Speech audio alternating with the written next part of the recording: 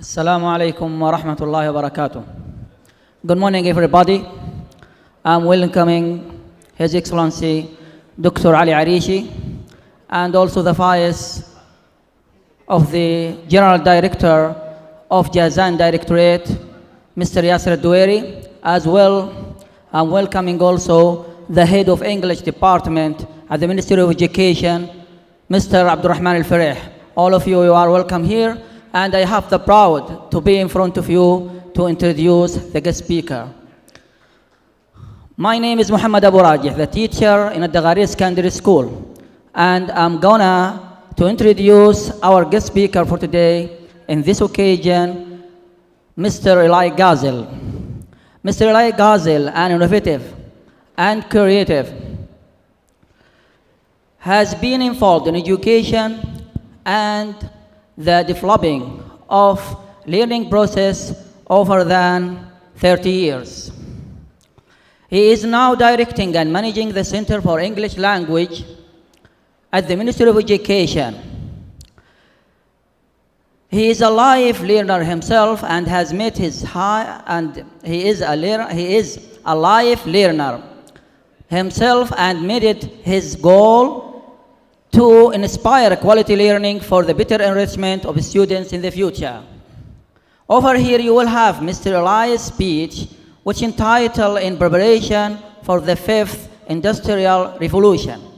He will focus on developing a core learning approach that could be expanded into a dynamic concept that will involve all the stakeholders in education. Let's have those precious details about this issue with him. Please join me in welcoming Mr. Ell. Mr. Ell, you have about 40 minutes for this presentation and also an extra 5 minutes for questions. You are welcome. A very good morning to everybody. I am proud and honored to be back in Jazan, and I'd like to thank everybody who has invited me here. I will try to build on what Mr. Frey said this morning and what Professor Ali just said. So they laid the foundation. They have said almost everything. I'm just going to try to put it into operation.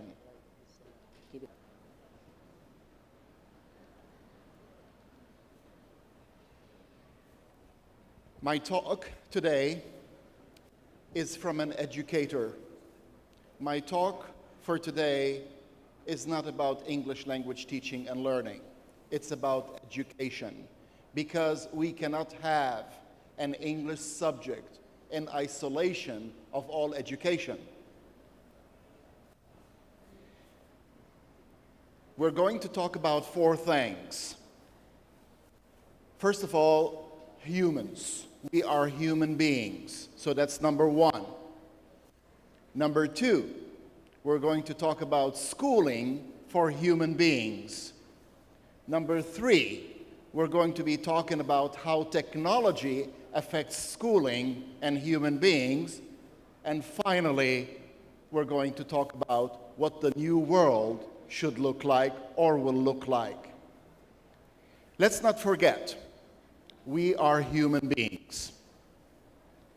And we are still at the center of decision making. Machines do not decide on our behalf. So what makes us human beings? Number 1, we construct meaning. We don't repeat information. We are human beings. And this was the constructivism that Professor Ali was talking about. Number 2, believe it or not, we find problems to solve them. We don't just wait for a problem to come back. And if you don't believe me, think of somebody who created the Rubik's Cube. It's just a problem for somebody else to solve. We enjoy doing that as human beings. Number 3, we like to invent. We invented the Rubik's Cube, the TV camera. We keep inventing. Not because there is necessity, but sometimes we invent for the sheer pleasure of it. We have moved into systems thinking when human beings moved from hunter-gatherers and they went into let's farm, let's raise animals, let's grow, let's develop a community. That's systems thinking. And uniquely for humans, we store information outside our bodies. We don't store all the information here. And finally, the most important part of being a human being is that we can think about our own thinking. Metacognition. Let's look at present-day schooling. In the present-day schooling, there is a timetable.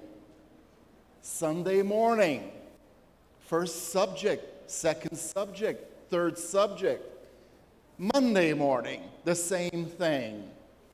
Present-day schooling is made up of subjects. When the bell rings, subject number 1.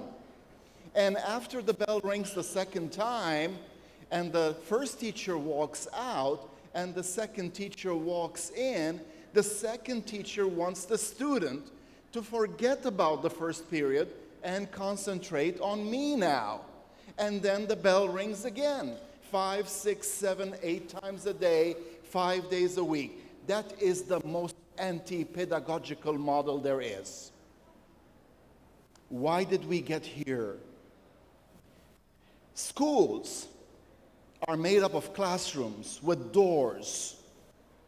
If I wanted to present to a government or a regulatory board and say, my school does not have doors and walls, I probably will not get a permit to operate that school. And finally, the evil one, the test. It seems that present-day schooling lives for that grade on that test paper rather than the human quality that helped that person develop. Why is this so? Because in assessment or testing, look what we've got. The test requires correct answers to non-relevant, isolated skill questions. Each question is not connected to the next question. It's good for collecting data, but it is not a learning system. Technology. How has technology affected us? From the dawn of human beings, anything that can extend or multiply your power is called technology. From first time humans held a club to hunt an animal, to the bow and arrow, those are technology. And today, our technology is far advanced. But let's look what happened in learning. Thousands of years ago, people used stick in the dirt. Then Mesopotamia had clay tablets with cuneiform. Then, only 500 years ago, a person called Gutenberg invented a printing press, and suddenly information was available to more people in shorter time through reading. Before 500 years ago, it took time to disperse information and communicate. And inventions kept coming. Now, I am talking to you directly, but you can watch that later through a recording. But only 100 years ago, if you want to hear a person speaking or see a person moving, you have to be present. But today we can record it, we can store it, we can access it instantly from a device. And finally today, high-speed processing.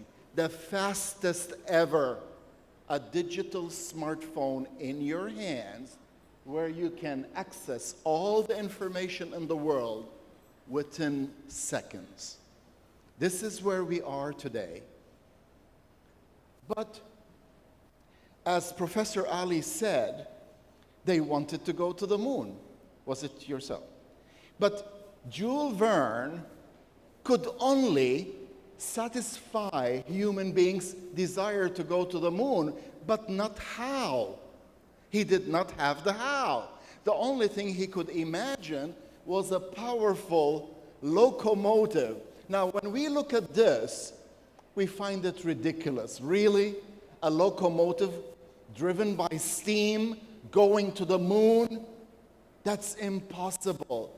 But at that time, his book was a bestseller because it was, I want to go to the moon, that was important, but nobody thought of the real how. Today, we have a merging of biology and technology together. Let's go back to the industrial revolutions that Mr. Frey talked about.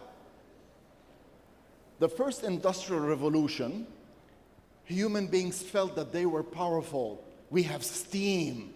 We can generate energy.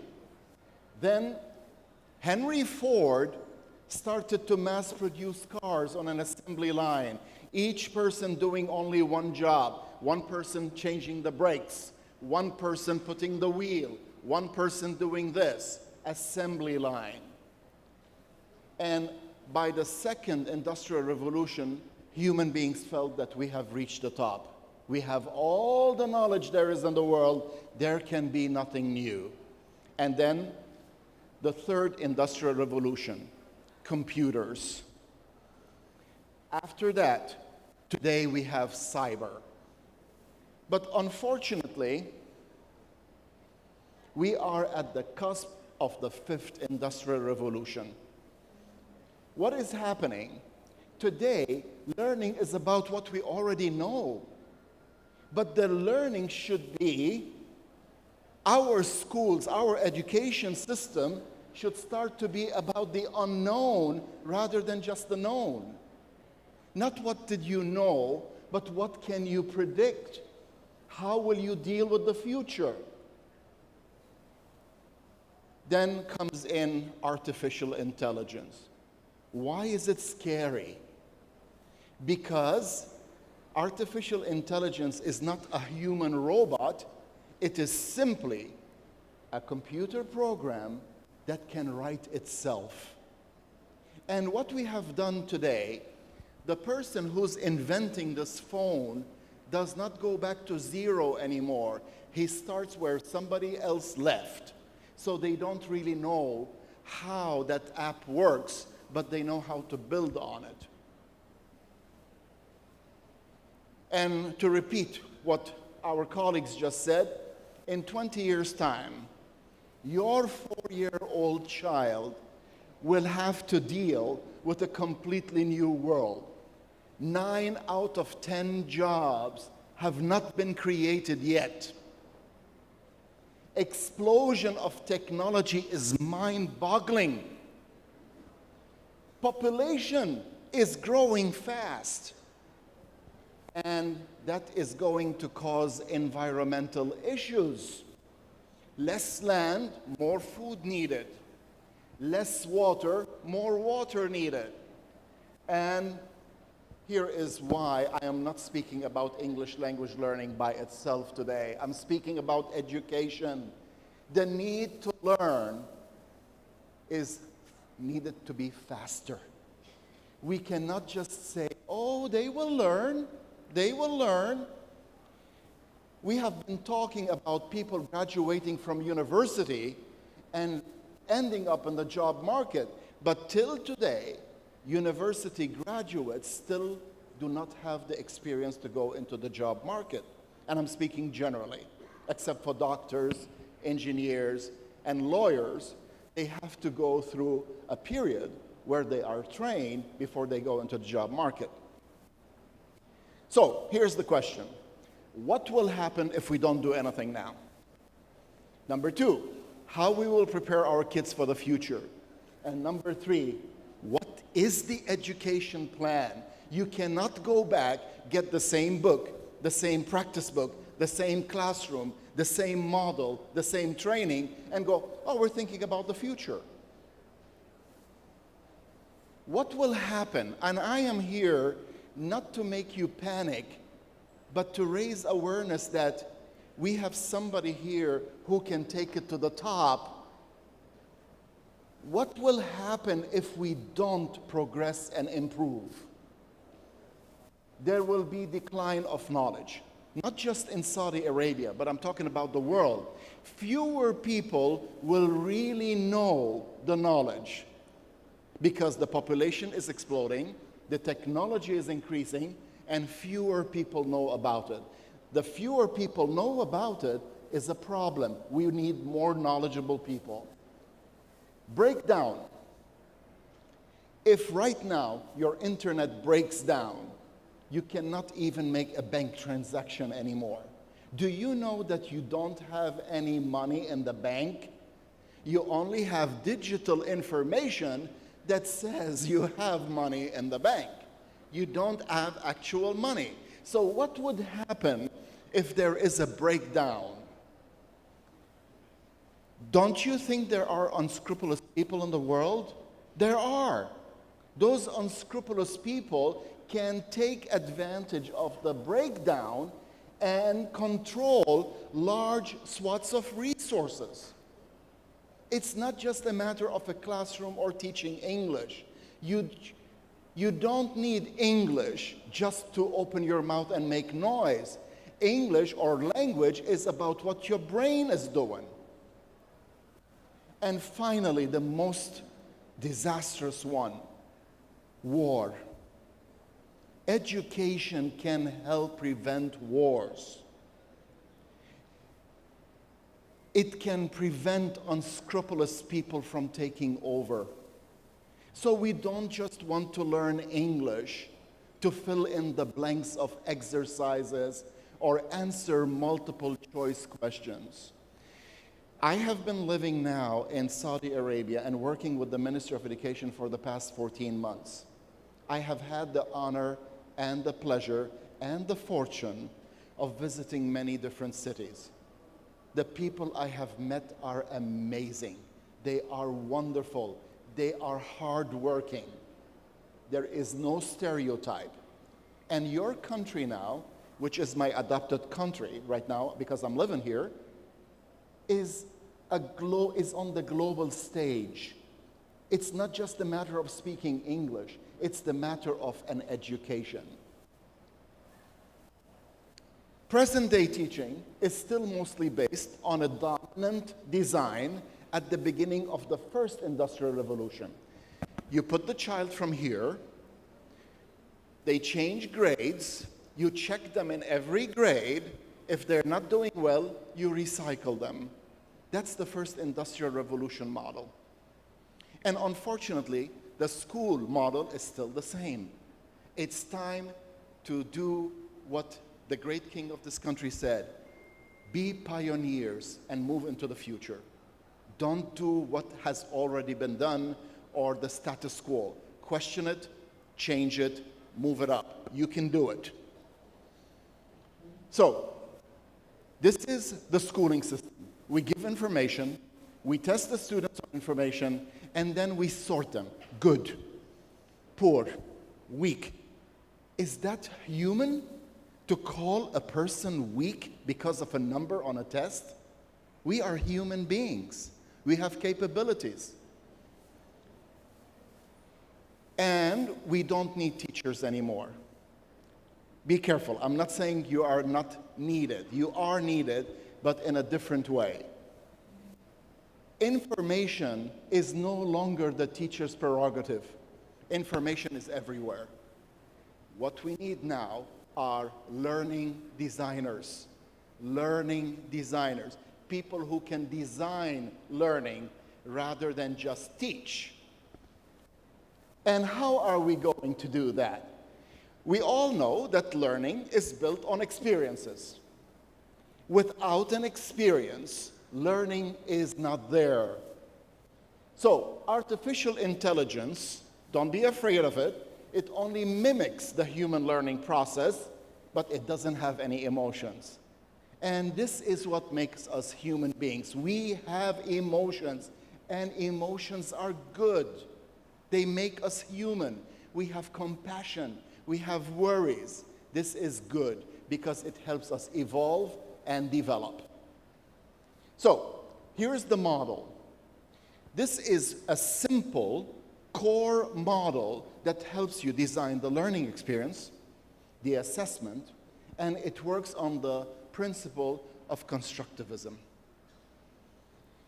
To learn, you need information, right? Without information, there is no learning.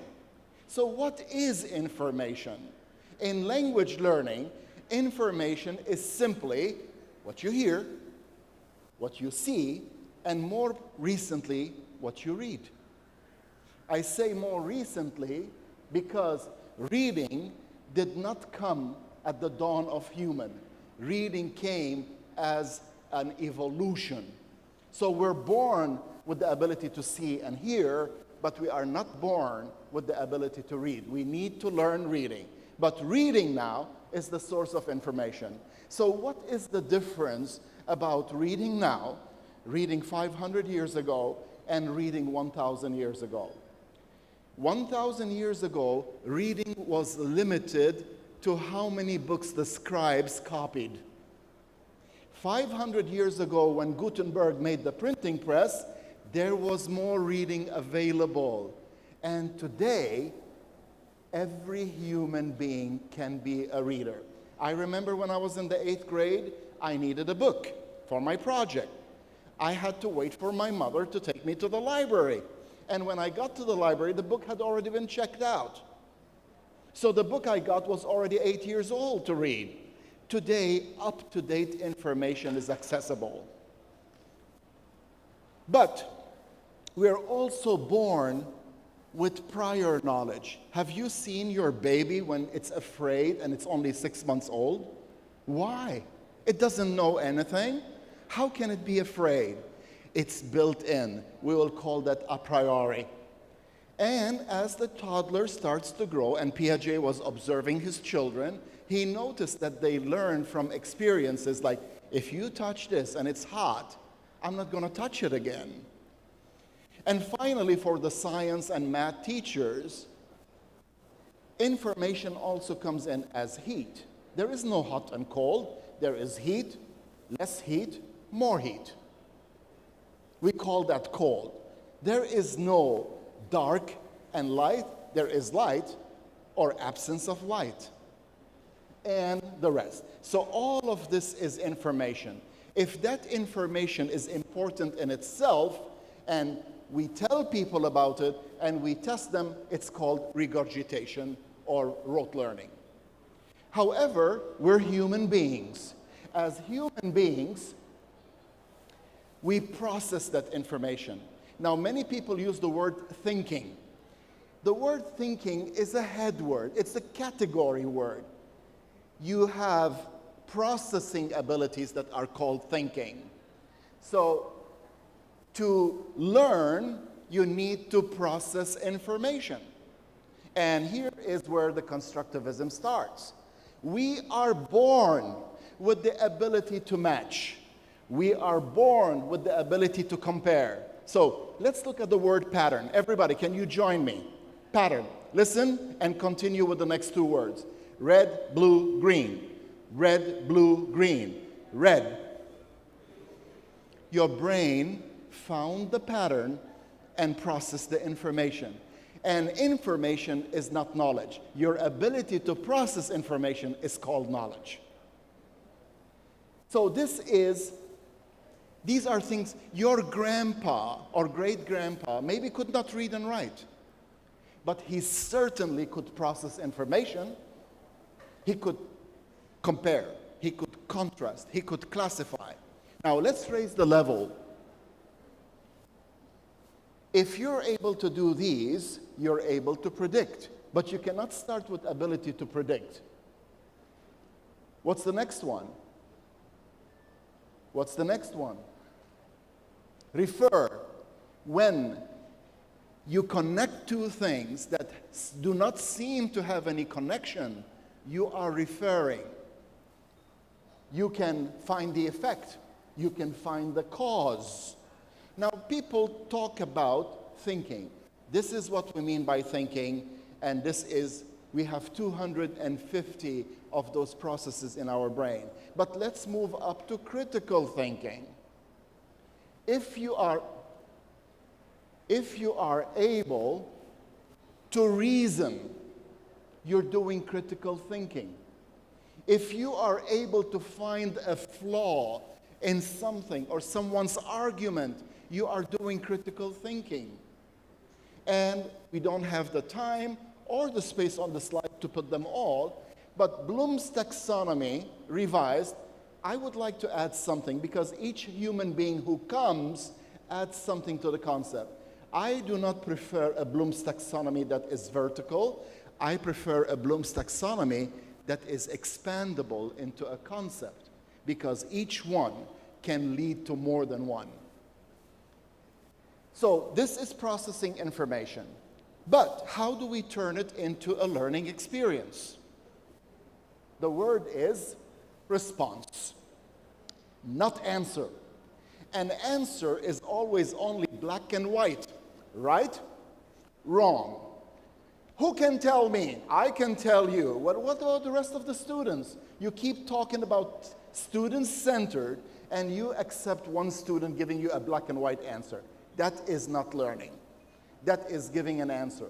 And the human brain, when it gives an answer, it stops thinking about it in the classroom. So how are we going to solve that problem? To design constructivist learning, to process information, this is where you come in as a learning designer. You design the response that will force the brain to compare the information, without just saying, compare the information. Let's take an example. First of all, how many responses and what are the responses that a human being can give? A human being can talk. A human being can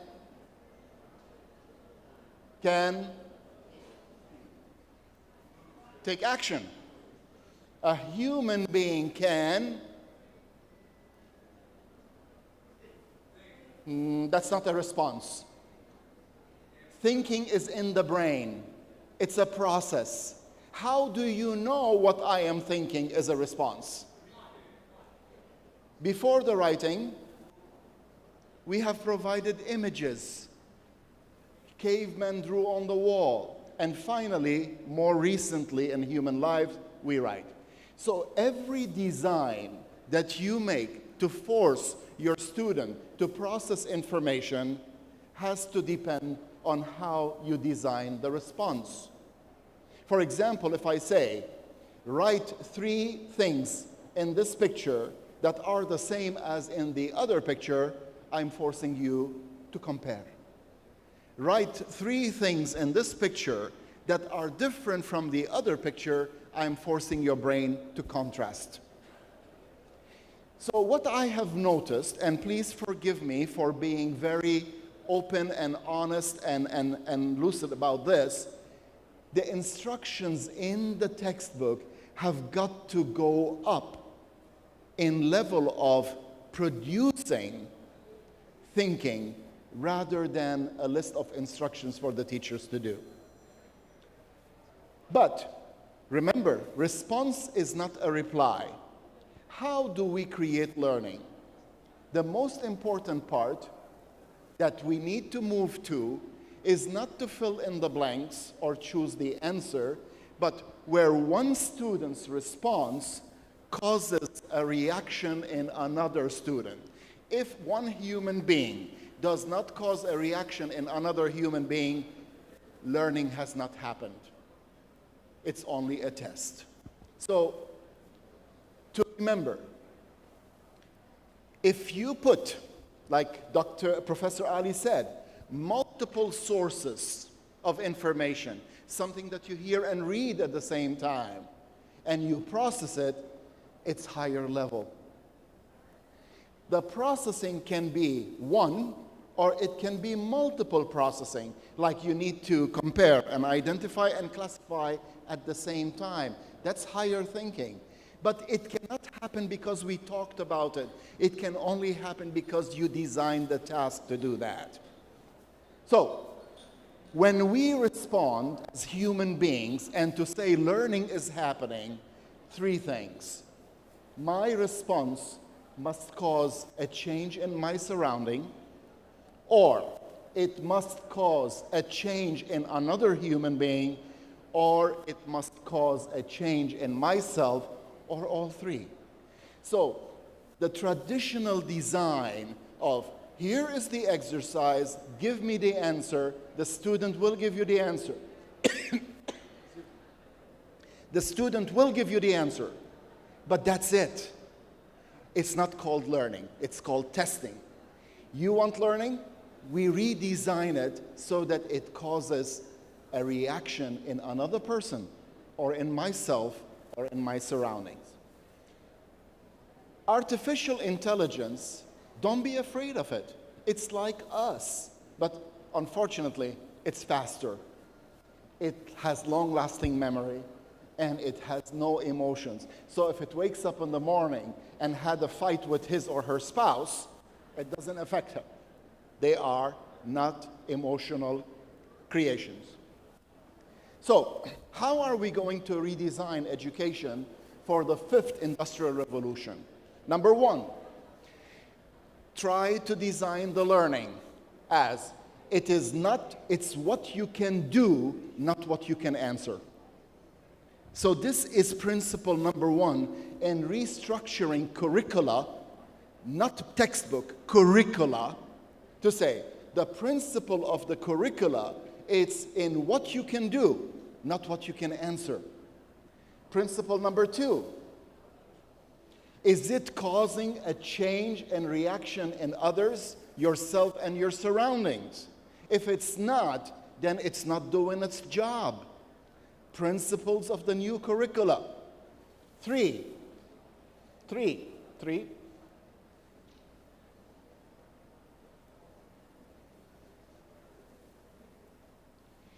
It's using multiple sources. At the moment, textbooks has a paragraph. The textbook has a paragraph with 6 questions. That's single source. Using multiple sources and multiple processing is needed to create real life. When you are living in life, you do not do single processing and single source. You do multiple source with multiple processing. That's real life. Principle number 4. The learning tasks that we design, you design, and us, need to show the processing skills, not the correct answer. So what we have been able to do at the Center for English Language, in a small scale, really, not huge, but we have started that I'm not interested in the final answer. I'm interested in how you get to the answer. Because if you know how to get there, you don't need a test anymore. You know how. You can deal with any source. And finally, the most important thing that makes us human beings, learning tasks need to serve our human interest, not a paper test. If it doesn't serve our human interest, it is just dried learning. These are the principles of the new curricula for the fifth industrial revolution. Remember the headwords. There should be problem finding. There should be inventing. There should be systems thinking. There should be storing and accessing information rather than we give everything to the kids. This is the principle of how all the other subjects and what school should start to look like. But it's not going to happen overnight. It's not you flip a switch. It's working together. And this is the model that we have now. Teacher walks in, teacher walks out. New subject, old subject. New subject, old subject. But we don't know what all the students can do except through a quiz, which does not cover much. However, if we connect all these tasks into what we called at the center focal points, which is not 6 exercises on 2 pages, but one task that joins all of them together in one ability or performance, and we're going to call that the performance task. Okay, so to end, as we move into the 5th phase of technology, schooling in the present model will no longer be able to help us. What we need to do, all of us, from Professor Ali, all the way down to me, because I'm the last one in the line, we need to work together in earnest to address and develop the needs of the future generation. I'd like to stop here and say thank you very much. Thank you very much, Mr.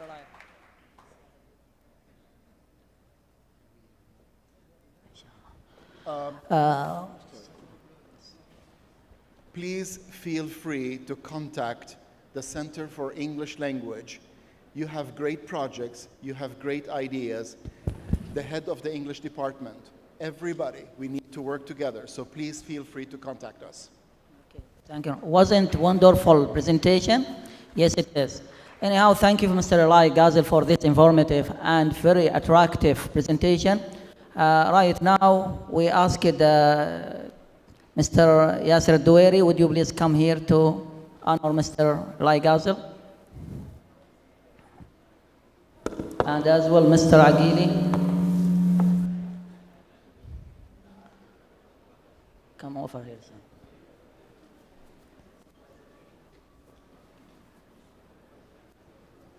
Jimbo.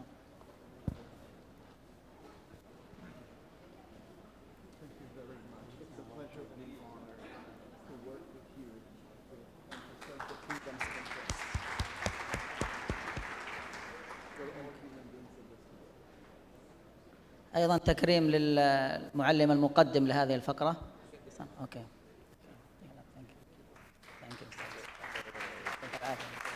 Come with me, son. Come closer. Yeah. Closer, okay. Yeah. Yeah. All right.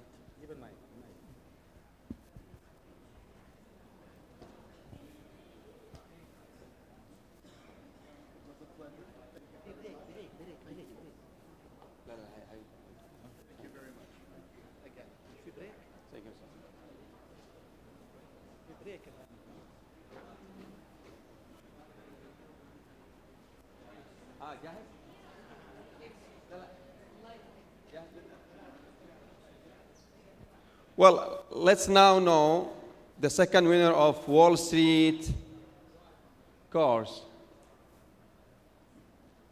تعالوا شوي على الشاشة كده.